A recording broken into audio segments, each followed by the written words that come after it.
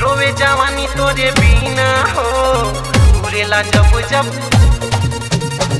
रोवे जवानी तोरे बिना हो उड़ेला जब जब।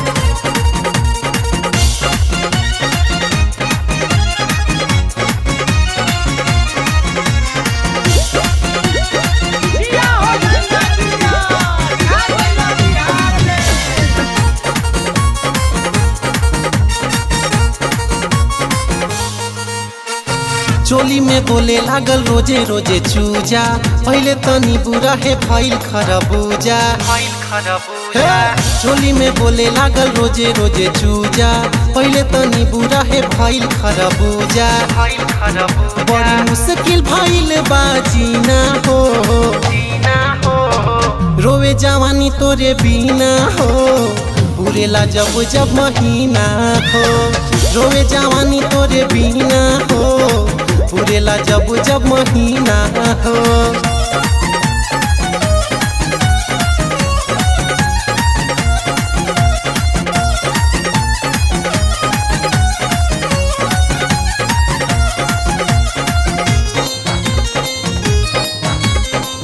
उड़ेला जब जब।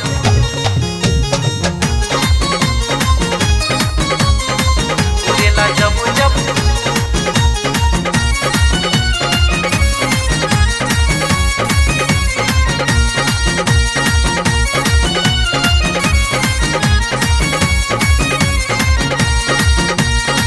अंदर के आग हम कैसे बुझाई, चीजें ऐसन बाकी कैसे जताई।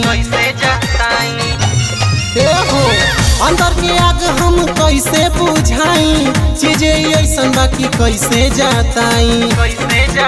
ऐसन मिलल बा मरद मोर कमीना हो, रोवे जवानी तोरे बिना हो उड़ेला जब जब महीना हो। रोवे जवानी तोरे बिना हो उड़ेला जब जब महीना हो। रोवे जवानी तोरे बिना हो उड़ेला जब जब।